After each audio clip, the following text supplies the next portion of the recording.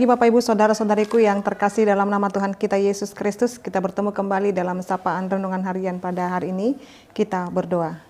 Kasih karunia Tuhan kita Yesus Kristus, kasih dari Allah Bapa dan persekutuan Roh Kudus, itulah kiranya menyertai kamu. Amin. Renungan harian untuk kita pada hari ini yaitu yang tertulis dalam Roma 1 ayat 8.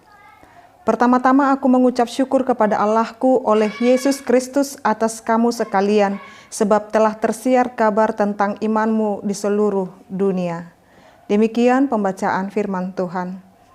Bapak Ibu Saudara-saudariku yang terkasih dalam nama Tuhan kita, Yesus Kristus, kita mengucap syukur kepada Tuhan setiap kali kita boleh mendengarkan orang teguh di dalam imannya. Ini adalah kemenangan yang sejati dan kemenangan iman seorang Kristen. Bagaimana Paulus menuliskan suratnya kepada jemaat yang ada di Roma, bagaimana dia mengetahui bahkan di jemaat perantauan seperti itu bahwa orang-orang Kristen pada masa itu kuat secara imannya dan juga mereka teguh. Maka ini patut diapresiasi dan disyukuri. Pertama-tama aku mengucap syukur kepada Allahku oleh Yesus Kristus atas kamu sekalian.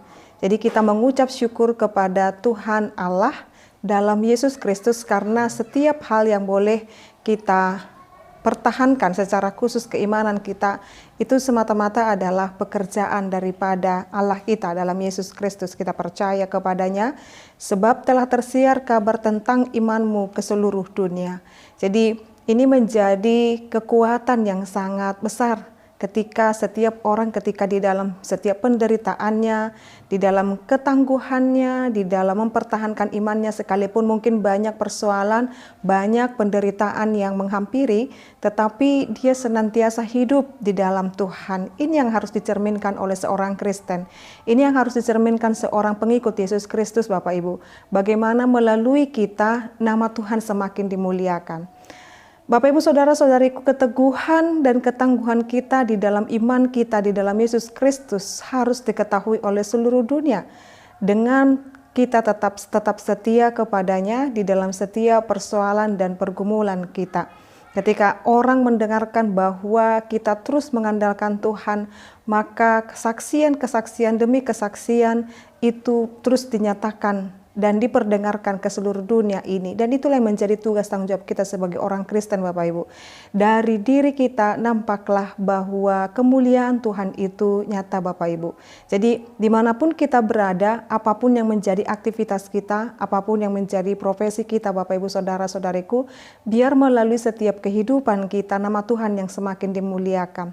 Sehingga banyak orang yang diselamatkan dan bersyukur untuk itu. Mari ketika kita mengetahui ada saudara kita bertobat, ada saudara kita hidup berkenan di hadapan Tuhan, mari bersyukur untuk itu.